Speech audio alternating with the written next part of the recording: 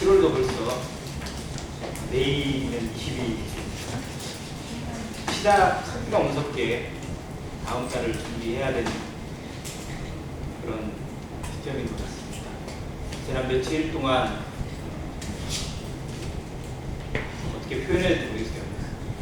어마어마하게 많은 비가 와서 여기저기서 수해나고 또 갇혀서 또 흘러내리는 산사태로 인해서 수많은 인명피해가 나는 모습을 보면서 사람의 생명이 우리가 살았다 하지만 정말 하나님께서 붙들어 주지 않으면 언제 어떠한 모습으로 흘러갈지, 어떤 모습으로 쓰러지게 될지, 우리의 인생이 끝나게 될지 아무도 장담하지 못하는 그런 삶이구나라는 생각을 또 한 번 해보게 됐습니다.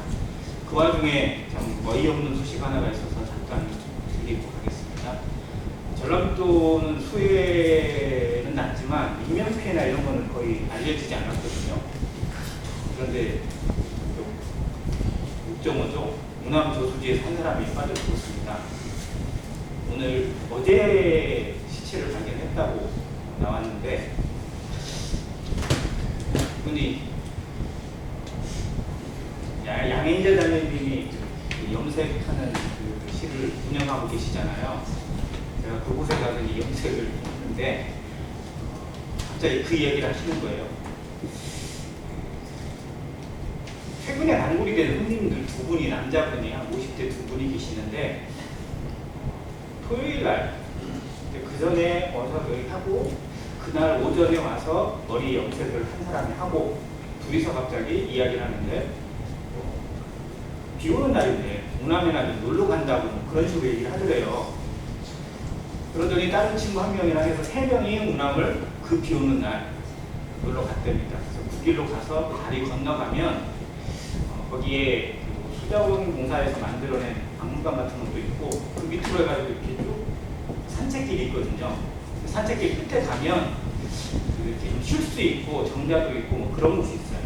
그 옆에 가면 저쪽으로 이제 다리를 놓기 위해서 연결해다가 그만두고 있는 곳이 있는데 예전에 많이 말랐을 때는 거기가 물이 정말 휘엄치면 건너갈 만큼 보이는 거기가 강날의 무슨 집인가요? 그쪽 거기 보이는 곳이거든요. 그곳에 가서 수영을 한 거예요. 한 사람이. 그 비 오는 날. 근데 비가 와서 우남 저수지가 얼마나 많이 불었겠어요. 그러니까 친구들이 절대 가지 말라고 안 된다고 막 말렸는데도 자기 수영 잘한다고 그러면서 그 속에 들어가서 수영을 했다는 거예요. 그리고 그쪽을 그냥 옆에서만 놀아도 좀 괜찮을 판인데 마치 자기 수영 잘하면 하는 것처럼 그 안으로 쭉 들어갔대요. 친구들이 제가 빨리 나오라고 손을 흔들고 했는데 뭐 금방 갈 것처럼 자기도 손을 한번 흔들다가 그 가운데 부분에서 갑자기 물속으로 쑥 들어갔대요. 그러니까 일종의 좀 근무가 좀 있었던 것 같으니까. 그리고 나서 명령 나오지 않았다. 그리고 어제 토요일 날 했는데 어제 시체를 찾았어요. 50대 후반의 아저씨라고 하고 사업도 하고 있다고 그럽니다. 그 소식을 들으면서 정말 인생이 망가지고 이렇게 망가지면 어이가 없구나라는 생각을 해봤어요. 그 나이에 무슨 자랑할 게 있다고, 그 나이에 그 빗속은 와중에 무슨 수영 자랑할 게 있다고, 무슨 자랑을 하고 싶어서 그 일을 그렇게 했는지 정말 인생이 아무것도 아닌 것에 헛된 야망이나 헛된 욕심 가지고 망하는구나라는 생각을 한번 해보게 되었습니다. 우리 삶을 다시 한번 돌아보고 정말 하나님 앞에 우리에게 기회를 주신 하나님, 나에게 시간과 건강과 하나님을 섬길 수 있는 이 교회를 주신 하나님 앞에 최선을 다해서 마지막까지 충성하는 모습이 우리의 몫이 아닌가 하는 생각을 다시 한번 해보게 되었습니다. 베드로전서 1장 오늘 뒷부분을 통해서 교제하기 원합니다. 14절부터 보겠습니다. 1장 14절입니다.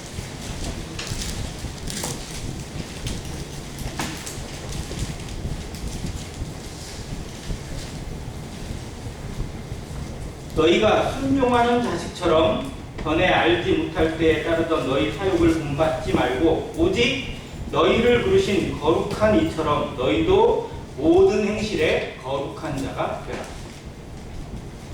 이제 베드로 사도는 이후에 성도들에게 어떠한 삶을 살아갈 것인지 하나씩 하나씩 권면의 말씀을 줍니다. 13절에 보면 마음의 허리를 동이고 하나님의 은혜를 온전히 바라는 자가 되라고 말씀했는데 그 첫 번째 모습으로 거룩을 얘기하고 있습니다. 성도의 삶에 있어서 거룩.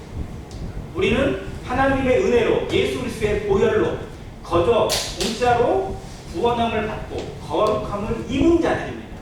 그럼에도 불구하고 우리는 이 거룩이라는 단어를 항상 마음에 둘 수밖에 없는 자들입니다.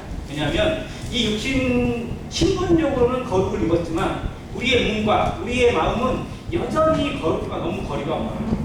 그런데 하나님은 어떤 말씀을 주시냐면 이 거룩을 쫓으라고, 거룩한 자가 되라고, 거룩한 삶을 통해서 하나님께 영광을 돌리라고 계속해서 명령하고 권면하십니다. 그래서 어떤 분이 찾아보니까 신약 성경에 구원이라는 단어 엄청나게 나오죠. 그런데 그 단어 못지않게 거룩이라는 단어가 훨씬 더 많이 나옵니다. 즉 신앙은 구원 받은 것에 대한 머물지 않고 그것을 하나님의 형상을 담기까지 예수 그리스도의 모습을 닮아가기까지 거룩을 쫓아가는 과정에 있습니다. 우리가 성화라고 부르는 이 단어가 우리 평생의 십자가요, 우리 평생의 과제라는 것. 이것이 하나님 앞에 영광이고 이것을 생각할 때 우리는 범사에 조심할 수밖에 없고 말씀과 기도로 창념할 수밖에 없는 자라는 것을 또한 보게 됩니다. 그런데 14절에 보면 좀 생각해 볼 만한 표현이 뭐냐면 너희가 순종하는 자식처럼 이라고 표현했어요.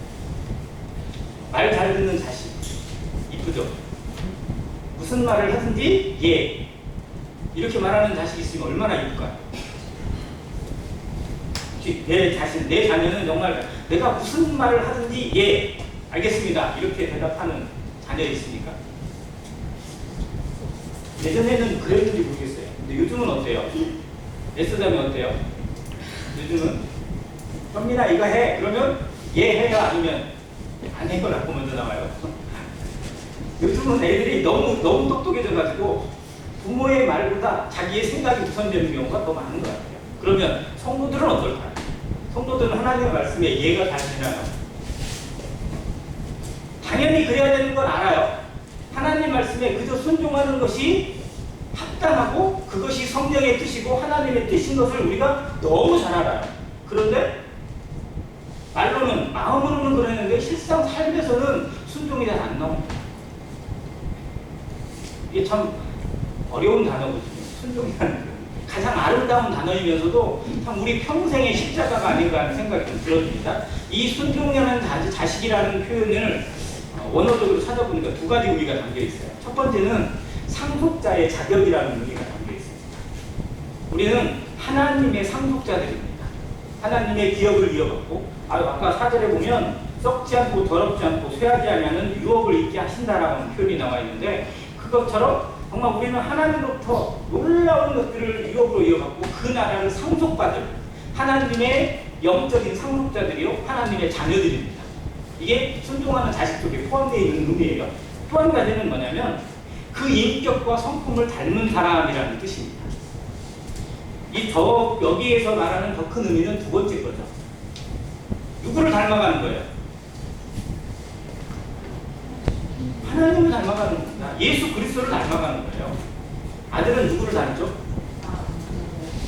왜요? 아들이 왜 아버지를 닮아가요? 왜 아버지와 아들이 동업방이 되는 거예요? 이게 유전자예요. 이게 피입니다. 피는 엄청난 연결력을 가지고 있고요. 끈끈한 힘을 가지고 있어요. 말로 설명할 수 없고 과학적으로도 이해할 수 없는 것들. 그래서 우리나라 소설 중에 정말 좀 그런 혹시 발가락이 닮았다는 소설 혹시 아세요? 그건 좋은 표현이에요, 안 좋은 표현이에요? 자기 자식이라는 거예요, 아니라는 거예요? 자기 아들이 아닌 거예요. 그런데 살펴보니까 나랑 발가락이 닮았어 라고 애써 얘기하는 그런 표현으로 나오는 소설이 하나 있는데요. 정말 자녀는요 하고 싶어서가 아니라 본질적으로 생명 자체로 닮게 되어 있습니다. 오늘 방울을 데리고 센터를 제가 데려다 줬는데요. 딱 들어가서 딱 했더니 그 옆에 있는 센터장인가 아무튼 그분이 딱 나와서 인사를 딱 하시더니 안녕하세요. 그랬더니 광호 아버님이세요? 그래요. 보여요? 그랬더니 딱 닮았는데요. 제가 보기에는 광호가 별로 안 닮은 것 같은데 남들이 보면 붕어빵이라고 얘기합니다. 자, 그러면 우리는 영적으로 예수 그리스도의 피를 그대로 물려보고요. 하나님의 모든 것을 물려받은 하나님의 자녀인데 하나님을 얼만큼 닮아가고 있는지, 얼마나 닮았는지 이것이 우리의 영광이고 성경이 보여주는 하나님의 영광입니다. 하나님은 무엇으로 영광을 받으시느냐? 우리가 드리는 헌금도, 우리가 드리는 봉사도, 예배도 하나님을 영광스럽게 하지만 그 택하심을 받은 자녀들이, 예수 그리스도의 보혈로 산 그 자녀들이 하나님을 닮아가는 것, 세상 사람들 속에서 하나님을 드러내는 것, 하나님이 누구신지, 하나님이 살아계시고 지금도 역사하시는 분이라는 걸 증명해내는 삶을 살아갈 때 하나님이 가장 기뻐하십니다. 이게 순종하는 자식에 포함되어 있는 의미예요. 우리가 정말 하나님 앞에 어떠한 모습으로 순종하는 자식들인지, 얼마큼 하나님께 기쁨과 영광을 돌려드리고 있는 자녀들인지 한번 생각해보는 의미로, 그 의미가 무엇으로 지켜져야 돼요? 거룩으로 지켜져야 돼요. 성도는 이래서 거룩해야 돼요. 왜? 하나님이 거룩해요. 그래서 뒤에 나오잖아요. 16절 기록되었을 때 내가 거룩하니 너희도 거룩할지어다 하셨습니다. 하나님은 거룩하신 하나님입니다.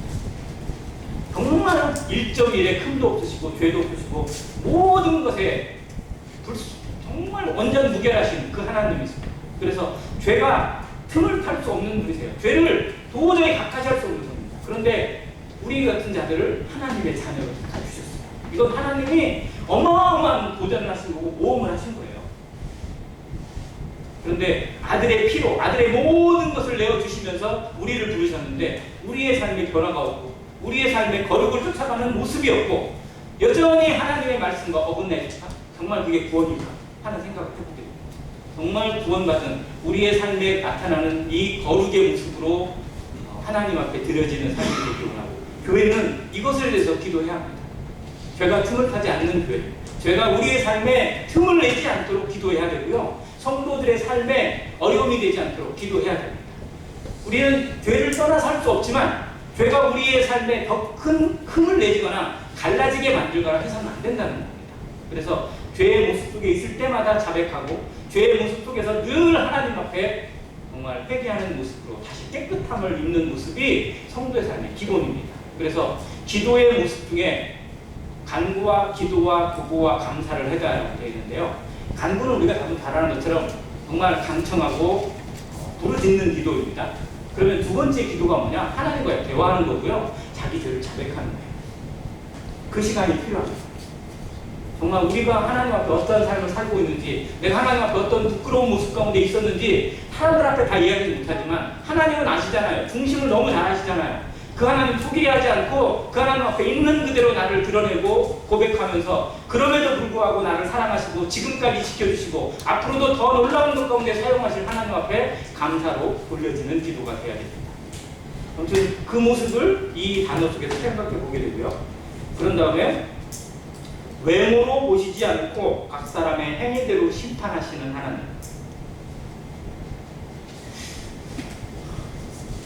이게 좀 무서운 단어 같아요. 외모로 보시진 않습니다. 겉을 보지 않아요. 그런데 각 사람의 행위를 다 아시고 그 속을 아시고 그대로 심판하시는 하나님. 이걸 우리 그대로 적용시키면요, 우리는 하나님 앞에 도저히 설 수 없는 자들입니다. 그런데 이 단어 속에 조금 더 생각해 보면, 그러면 우리의 행위를, 우리의 삶의 모든 것들을 하나님이 심판하지 않으실까? 심판하십니다. 그리스도의 심판대 앞에 서서 우리는 역시 우리의 어떠한 삶을 살았는지, 어떠한 삶으로 하나님께 영광을 돌렸는지, 정말 하나님의 영광을 위해 살았는지, 나의 영광을 취하며 나의 이익을 위해서 하나님을 꼭 이용하거나 모욕하지는 않았는지 반드시 따지게 되어 있습니다.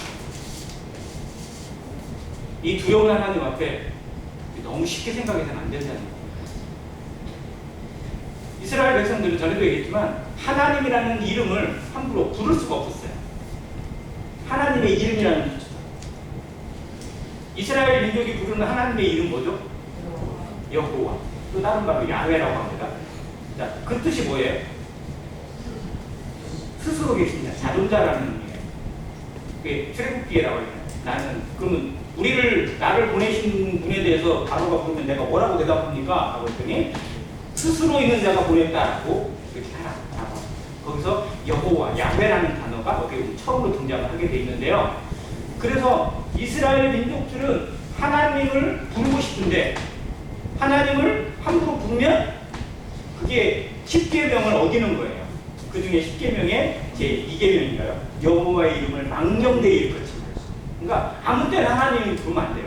하나님의 이름을 불러야 할 때만, 예배 드릴 때나 제사 드릴 때나 그런 때 아니면 하나님의 이름을 부를 수가 없어요. 그런데 그것마저도 겁이 나는 거예요.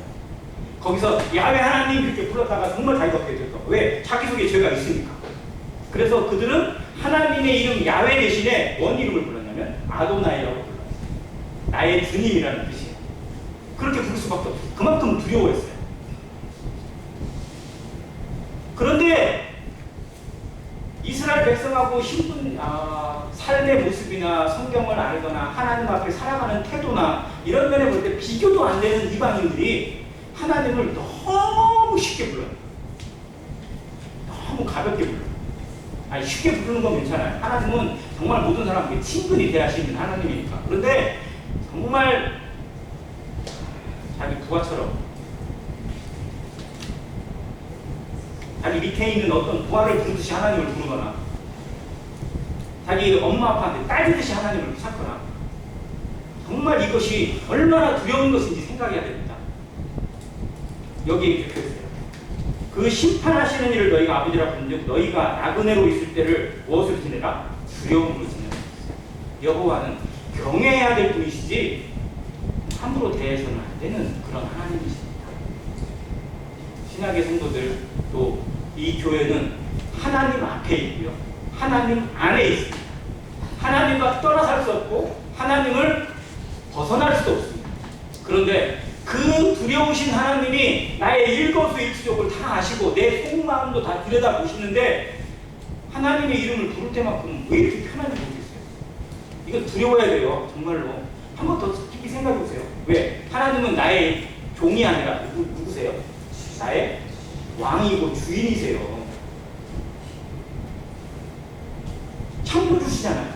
심판자이시고 주관자이세요. 이거 조금 우리 좀 하나님의 이름을 부를 때, 주님 부를 때 좀 떨리는 마음이 들기를 기도하시기 바랍니다.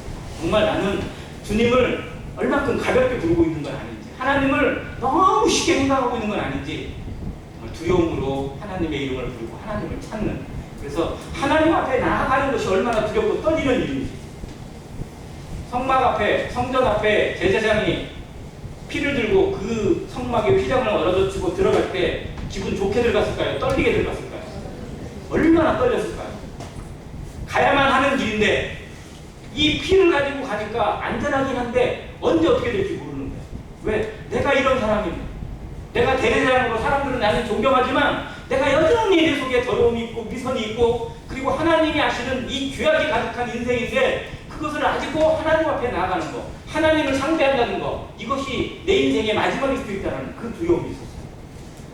성도들이 하나님 앞에 나올 때, 예배하러 나올 때, 말씀 앞에 나올 때, 교제하기 위해서 나올 때 정말 거기까지는 아니어도 정말 자신을 돌아보는 두려움이 있고 자신을 살피는 신중함이 있어야 된다고 저는 생각이 들어집니다. 그렇다면 우리는 함부로 말하지 않아요. 함부로 입을 열어서 말할 수 없습니다. 왜? 하나님이 듣고 계시고 옆에 계시다고 생각하니까. 그래서 성도의 삶의 교제에 하나님이 주가 되었을 때 두세 사람이 내 이름으로 모인 곳에는 나도 그들 가운데 함께 계시다고 하는 이 하나님을 늘 누리고 그리고 민감하게 생각하는 교회가 되기로 합니다. 18절, 19절은 우리가 너무 잘 아는 말씀이에요. 예배 시간에도 가끔 많이 나누고요. 묵상할 때도 정말 은혜가 됩니다. 같이 한번 읽을게요. 시작. 너희가 알거니와 너희 조상이 물려든 헛된 행실에서 대속함을 받은 것은 은이나 금같이 없어질 것으로 된 것이 아니요 오직 흠없고 점없는 어린 양 같은 그리스도의 보배로운 피로 된 것이니라. 이 말씀과 거의 비슷한 맥락의 말씀이 23절에 또 나옵니다. 너희가 거듭난 것은 썩어질 씨로 된 것이 아니요 썩지 아니할 씨로 된 것이니 살아있고 항상 있는 하나님의 말씀으로 되었느니라. 아멘. 어떻게 보면 이 베드로전서 1장에 이 부분을 두 번이나 해서 강조를 해주고 있어요. 우리가 하나님 앞에 부름받게 되고 하나님 앞에 나오게 되고 하나님의 이 놀라운 구원을 선물로 받게 되고 하나님을 아버지라 부르고 자녀가 되는 이것이 무엇으로 된 것이냐, 어떻게 된 것이냐, 우리에게 어떻게 이 은혜가 오게 되었고 이 기적이 오게 되었느냐 생각하라는 겁니다. 에베소서 2장에도 그러므로 생각하라. 그때의 너희는 어떤 사람들이었고 어떤 사람들이었다. 뭐 이렇게 쭉 하시는 말씀처럼 너희가 옛날에는 이런 사람들이었다. 정말 그 헛된 행실에서 그 죄악 가운데서 대속함을 받은 것은 금이나 은, 세상에 가장 가치 있고 세상에서 알아주는 그 보배로운 것, 없어질 것들, 이런 것들로 된 것이 아니라 흠없고 정없는 어린 양 같은 그리스도의 보배로운 피로 된 것이다 라고 기록해 있습니다.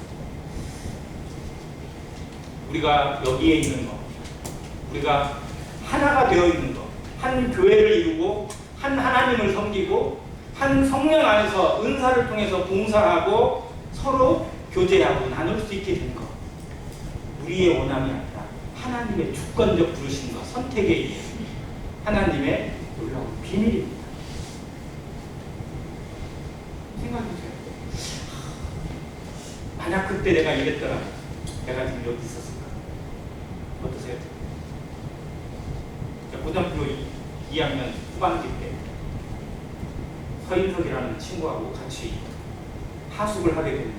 만약 그때 걔랑 하숙을 하지 않았더라면, 딴 데로 찾아갔거나 그랬더라면 내가 지금 어디 있을까? 또 어떻게든 하나님은 또 부르시는 그런 계기가 있었을지 모르겠지만 정말 여러 생각을 해볼 수 있어요. 정말 쭉 살펴보니까 벌써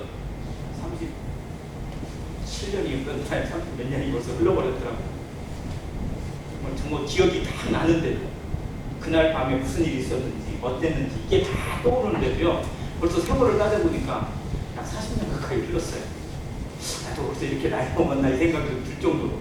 자, 그런데 그 모든 순간순간마다 하나님이 얼마나 나를 붙들고 계시고 개입하시고 이끌고 끌고 가셨는지, 업고 가셨는지, 모든 것이 다 은혜요 기적인 것을 고백하지 않을 수가 없을 거예요. 우리가 여기 있는 거, 여기까지 오게 된 거, 에베네셀 하나님 찬양하지 않을 수가 없고요, 인정하지 않을 수가 없고 감사하지 않을 수가 없습니다. 정말 우리를 여기에 부르신 것, 내 의지가 아니라 내 노력이 아니라 하나님의 주권적 부르심이요 예수 그리스도의 보혈의 공로라는 사실을 늘 잊지 않고 살아가는 성도 되시길 간절히 바랍니다. 20절과 21절 보겠습니다. 그는 창세 전부터 미리 알리신 바 된 자나 이 말세에 너희를 위하여 나타내신 바 되었으니. 이 문구를 자세히 읽어보면요, 두 가지 문구로 나눠집니다. 첫 번째는 창세 전부터 미리 알리신 바 된 사람. 누구예요? 그리스도입니다. 그리고 이 말세에 너희를 위해서 나타내신 바 된 분. 누구예요? 그리스도입니다. 자, 이 그리스도를 설명하는 두 가지 문구가 비교를 이루고 있어요. 하나는 창세전이고요, 하나는 말세입니다. 자, 창세전은 뭐예요? 시작이에요. 창세전은 창세가 시작인데 창세전이니까 이미 하나님의 모든 섭리 가운데 시작입니다. 말세는 언제? 끝입니다. 끝. 그러면 시작과 끝에 다 누구로? 그리스도로 말미암았어요. 자, 그런데 그 그리스도를 표현하는 표현이 두 가지가 나오는데, 첫 번째는 알린 바 된 분. 누가 알려주신 거예요? 하나님이 알려주신 거예요. 자, 그리고 너희를 위해서 이제는 나타내신 바 된 분으로 표현해 주고 있습니다. 네, 그리스도는 갑자기 나타나신 분이 아닙니다. 이미 하나님의 모든 인류 창조의 계획 가운데 이미 그리스도가 섭리 속에 이미 존재하고 있었어요. 하나님의 모든 섭리 가운데, 예정 가운데. 자, 그리고 그것이 이제 너희들에게 나타낸 바 되었다라고 표현해 주셨습니다. 그러니까 이 문구 속에 나타나는 창세와 말세, 그리고 예정하신 그 알리신 바 된 분과 나타나신 분을 생각해 보면 다음의 것들을 생각할 수 있다고 합니다. 첫 번째는 하나님의 구속 사역은 창세 전부터 시작해서 말세 이르기까지 완전하게 연결되어지는 겁니다. 성경은 구약과 신약이 따로가 아니고요, 구약과 신약의 모든 것이 다 누구로 통일되어지는 거예요? 그리스도로 통일되어지는 거예요. 자, 두 번째는 이게 둘 다 완료 시제, 알리신 바 되었고요. 나타내신 바 되셨어요. 자, 이 완료치료를 통해서 알려주신 부분, 창세전에 알려주신 부분도 그리고 지금 나타나신 부분도 완벽하게, 완전하게, 온전하게 이루어졌음을 보여줍니다. 뭔가 남아있는 게 아니고 그리스도가 알려주시고 그리스도가 그대로 나타나신 것은 하나님의 구속사역과 인류를 향한 하나님의 구원이 완전하게 성취되었음을 보여주는 단어입니다. 세 번째는 창세전에 알리신 바 되었다라는 표현은 그리스도의 신성을 보여줍니다. 하나님과 함께 일하신 분이고요. 그리스도는 하나님의 창조에 같이 하셨어요? 안 하셨어요? 같이 하셨어요. 그래서 창세기에 보면 우리가 우리의 형상대로라는 복수를 쓴 이유가 있습니다. 또 예수님에 대해서 골로새서에 보면 그가 분명 창조자이심을 그대로 말씀해 주고 있습니다. 그분은 하나님이세요. 누구의 표현대로 4대 성인이 아니라 하나님과 동일하신 분이시고 하나님이십니다. 그래서 그리스도의 신성을 보여준 단어가 창세전에 알리신 바 부분이에요. 그리고 말세에 나타내신 분이라는 표현은 무엇을 보여줄까요? 그리스도의 인성. 하나님의 뜻대로 그대로 자기를 드러내시고 낮추시고 자기를 그대로 죽기까지 순종하신 그리스도의 인성, 이것을 보여주고 있습니다. 가장 완전하신 하나님, 가장 완전하신 인생의 모습을 이 그리스도를 통해서 보여주고 있다는 것입니다. 그리고 마지막으로는 이 모든 것을 주관하시는 분이 누구세요? 이 모든 것을 계획하시고 이루시고 주관하시는 분이 누구세요? 하나님이십니다. 이 모든 것을 주관하시는 하나님에 의해서 계획된, 그리고 그 주도된 섭리입니다. 그리고 그리스도는 그 하나님의 뜻에 온전하게 어떻게 하신 거예요? 순종하신 거예요. 그래서 뒤에 21절에 이렇게 설명을 해주고 있어요. 너희는 그를 죽은 자 가운데서 살리시고, 누가 죽은 자 가운데 살리셨어요? 하나님이. 그리고 영광을 주신 하나님을 그리스도로 말미암아 믿는 자예요. 자, 그러면 그리스도는 하나님의 섭리와 하나님의 모든 계획하신 가운데 자신을 온전하게 갖추시고 낮추시고 죽기까지 순종하시고 그대로 하나님의 뜻을 이루어 드렸어요. 그리고 하나님은 그 뜻에 대한 보답으로 그분을 죽은 자 가운데 다시 살리시고, 죽은 자 가운데 살리시는 것에 머물지 않고 뭘 주셨다고요? 영광을 주셨어요. 여기서 말하는 영광이 뭘까요? 하나님의 무장이세요. 그래서 지금 예수님은 어디에 계세요? 보좌 우편에 하나님과 동등된 모습으로 다시 그 위치에 그 영광을 누리게 하셨어요. 자, 그러면 그리스도를 통해서 죽은 자 가운데 다시 살리시고 영광을 주신 것을 믿는 우리에게 그분과 동일한 것을 주실까요? 안 주실까요? 그걸 주신다는 겁니다. 그것이 구원입니다. 그래서 우리가 믿는 그리스도를 통해서 하나님 우리에게 주신 구원을 통해서 우리가 확신하는 게 뭐냐면 그리스도를 죽은 자 가운데 살리신 하나님이 우리를 역시 죽은 자 가운데 살리신다는 부활에 대한 소망이 분명합니다. 그리고 우리가 어떤 것을 누려요? 하나님의 영광을 누리게 됩니다. 그 나라를 차지하게 되고 그 나라의 주인공이 되고 그 나라의 상속자가 되게 합니다. 이 영광을 주실 것을 믿게 되는 것입니다. 우리의 믿음이 그리스도로 말미암아 주어진 거고 그리스도께 이루어진 그대로 이루어질 것을 믿는 이 소망을 우리에게 주셨습니다. 여기에 믿음과 소망이 하나님께 있게 하셨다는 표현이 이것을 보여주고 있습니다. 자, 우리가 믿고 있는 것이 무엇입니까? 우리가 무엇을 믿습니까? 그저 내가 지옥에 빠지지 않게 되는 것, 지옥에서 건진받는 것, 여기에 머물지 마시기 바랍니다. 우리는 이 수준에 머물러서는 안 됩니다. 그저 지옥 안 가니까 됐다. 이제 나는 이제 천국 간다. 이것이 여기에 머물지만 말고요. 정말 하나님의 영광에 동참하는 자, 하나님의 사업에 동역자가 되어져서 하나님과 함께 일하는 자가 되어지는 것, 어마어마한 거 아니에요?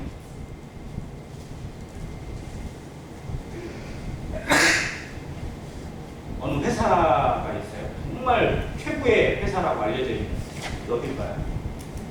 이렇게 얘기하면 여러 분분할 수 있어요. 내가 생각할 때 그 회사는 최고가 아니야. 근데 일반적으로 사람들이 최고로 여기는 회사가 어디예요? 별로 통일이 안 되는 것 같은데. 예전에 나는 물어보면요, 자, 최고 회사 어디라고 그랬어요? 삼성, 현대 뭐 이렇게 나왔어요. 그런데 삼성, 현대 최고 회사 맞아요? 제가 아는 사람이 삼성을 다니다가 퇴직을 했는데요, 절대 그쪽을 가서 오줌도 안 산대요. 좋아하는 거예요? 안 좋아하는 거예요? 쳐다도 안 본대요. 아무튼 그런데 그래도 부모의 입장에서 자녀가 어디에 삼성에 입사했다 그러면 막 박수치고 막 자랑하고 그런 마음이 생기지 않겠어요? 그런데도 불구하고 그냥 나오는 자식도 있긴 있다는 마음이 들어요. 자, 그런데 삼성에 예를 들어서 입사를 했어요. 그런데 삼성에 그 경비로 입사를 했어요. 수의로 입사를 했던 아들이 있었는데 이 아들이 회장의 눈에 발칵이 되어져가지고 회장 비서로 채용이 되었어요. 어느 게 더 좋아요? 경비로 있는 게 좋아요? 회장 비서로 있는 게 좋아요? 왜 좋아요 이게? 자, 월급 일단 올라가니까 좋아요. 자, 그냥 그 건물을 지키는 수위에 있다라는 것과 회장과 함께 움직이는 사람이다라는 것은 아무리 그 월급이 똑같아도 이건 분명히 달라요. 그러면 우리는 하나님 나라에서 하나님이 어떤 자로 쓰기를 원하십니까? 어떤 분은 하나님의 나라에 문지기로 있어도 행복하다고 얘기합니다. 성경에도 그런 표현이 나와 있으니까요. 근데 문지기로 있기를 원하세요? 하나님과 함께 움직이면서 하나님과 함께 일하는 비서가 되길 원하세요? 어느 게 더 좋을까요? 적어도 이 정도는 꿈꿔야 되지 않겠어요? 하나님과 함께 움직이는, 아니 비서 정도가 아니에요? 성경의 표현을 하면요 하나님과 함께 일하는 자예요. 고린도서에 나와 있어요. 너희는 하나님의 동역자들이라고 했어요. 그건 뭐예요? 하나님과 함께 같이 일하는, 같이 고민하고 같이 회의하고 같이 그 일을 책임지는 공동 사업자. 우리의 수준이 그 정도는 돼야 되지 않아요? 그걸 바라보는 비전이 있어야 되지 않겠어요? 하나님과 함께 일하는 것이다. 내가 지금 교회에서 청소를 하지만 화장실을 닦고 있고 바닥을 밀고 있지만 이것이 하나님과 함께 일하는 것이다라는 자부심으로 일하는 성교가 그냥 하기 싫은데 그냥 하라니까 억지로 하는 것과 똑같은 일을 하는 것이지만 마음에 얼마나 큰 차이가 있겠어요? 하나님을 보실 때 얼마나 큰 차이가 있겠어요? 설거지하는 마음에서도 무슨 일을 감당하든지 이게 하나님이 맡기신 하나님의 일을 같이 하는 동역자의 마음이다라는 것으로 하는 것과 그냥 억지로 막 하기 싫은데 남들이 안 하니까 어쩔 수 없이 하는 그런 모습에 머무는 것과 그건 수준이 다릅니다. 우리가 어떤 사람인지, 우리가 하고 있는 일이 정말 얼마나 하나님 앞에 가치 있는 일인지, 내 삶이 하나님 앞에 얼마나 존귀한 것인지 다시 회복해야 돼요. 찾아야 돼요. 교회가 그래야 살아납니다. 교회는 이곳으로 사는 거예요. 하나님이 나를 부르셨다는 거예요. 내가 지금 이곳에 있는 건 내가 있고 싶어서 있는 게 아니라 하나님이 이곳에 나를 두셨기 때문에 이곳에서 하나님의 일을 감당해야 하기 때문에 있다는 겁니다. 이것이 우리가 여기 존재하는 목적이요, 하나님 우리를 이곳에 부르신 목적이요, 이곳에 아멘 교회를 세우신 목적입니다. 이 목적을 이루어드리는 성도로, 이 목적에 합당하게 하나님과 함께 일하는 성도로 살아가기를 간절히 바랍니다. 네. 그리고 22절에 너희가 진리를 순종함으로 너희 영혼을 깨끗하게 하여 거짓이 없이 형제를 사랑하기에 이르렀으니 마음으로 뜨겁게 뭐라고요? 서로 사랑하라. 마음으로 뜨겁게 서로 사랑하라. 사랑하려면 정말 뜨겁게 사랑해야 됩니다. 사랑하는 건지 안 사랑하는 건지 그냥 내 맘 알지? 이 정도에 머무는 것이 한국 사람의 수준이거든요. 특히 한국 남성의 표현의 수준이 거의 이 정도예요. 내 맘 알지? 이 정도에 많이 머무는데 할 수만 있다면 정말 사랑의 표현은 뜨겁게 하시고 입으로만이 아니라 정말로 우리의 삶으로 더 뜨겁게 사랑하는. 그런데 여기에 재미있는 표현 하나가 있어요. 마음으로 뜨겁게 서로 사랑하라는 이 표현에 시제를 살펴보니까요, 부정, 과거, 명령형이랍니다. 말 어렵죠? 헬라어 시제까지 원래 어려운 거예요. 근데 이게 무슨 의미냐면 부정적인 의미를 포함하고 있어요. 사랑하는데 뭐가 부정적이냐면 과거에 어떻든지 간에 상태가 어떻든지 간에 그걸 다 제쳐두고 뜨겁게 사랑하라는 거예요. 그러니까 사랑은 좋은 사람을 사랑해요? 아니면 별로 사이가 안 좋은 사람을 사랑해요? 아무리 사랑하고 싶어도 팔이 안으로 굽는다고 마음이 안 가는 사람이 있어요. 그러면 어쩔 수 없는 거예요. 성경 말씀은 그러면 그런 사람은 그냥 제쳐두고 사랑해라 이거예요. 그게 아니라는 겁니다. 이게 부정 과거 명령이 그런 의미예요. 뭐냐면 네 마음이 어떻든지 간에 라는 거예요. 전제 조건이 그겁니다. 네가 무슨 일이 있었든지 간에 과거에 어땠든지 간에 지금 이걸 받았다면, 이 말씀을 받았다면 뜨겁게 사랑하라는 겁니다. 이게 명령이에요. 교회는 이 명령 안에 놓여져 있습니다. 세상이 따라갈 수 없는 거예요. 세상이 흉내내지 못하는 사람이 여기에 있습니다. 자, 예수님은 십자가에 못 박혀 죽으시면서 정말 모든 사람들의 죄는 다 사했는데 저놈만큼은 좀 빼고 좀 사했으면 좋겠어 하는 그런 밉상이 없었을까요?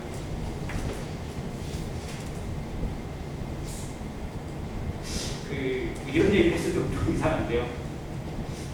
부영그룹의 회장이 전라남도 저쪽 어디 출신이라고 그러대요. 전라남도예요, 경상도예요. 어느 시골 출신인데 이 양반이 그 동네 사람들 자기 어릴 때부터 동창, 동네 사람들, 그 마을 아는 사람들, 그 사람들을 다 호구조사를 다 해가지고 그 사람들을 이제 등급별로 매겼어요. 자기랑 깨독쟁이 친구나 친한 사람들한테는 야 1억 가까이 주고 어떤 사람은 얼마 주고 어떤 사람은 등급별로 나눠서 제일 밑에도 그래도 1,000만 원 넘게 이렇게 줬어요. 그래가지고 총 80 매덕을 줬대나 뺐다나 그런데 잘했죠? 잘한 거예요? 주려면 다 주지. 그 옆에 동네 사람들이 가만히 있겠어요? 그 옆에 동네. 이 회장은 이 사람을 모르는데 이 사람은 이 회장을 알아. 이 집을 알아. 예를 들어. 나는 아무것도 없어? 이런 사람이 없겠어요? 자, 사람은 아무리 뭘 베풀어도요, 완전한 공의로 완전한 공평을 줄 수가 없어요. 자, 법으로 이렇게 해가지고, 김제 시민들 재난지원금으로 100만 원씩 준다. 누구만 좋아해? 김제만 좋아해. 아니, 김제에서도요, 안 좋아하는 사람도 있을지 모르겠어요.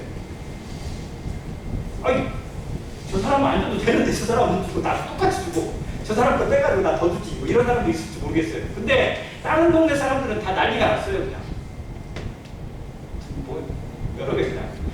자, 만약 하나님이 우리에 대한 구원을 베푸실 때 조건을 만약 걸었다, 어떤 전제 조건을 걸고 뭔가에 대한 조건을 조금이라도 걸었더라면 정말 십자가는 은혜가 아니에요.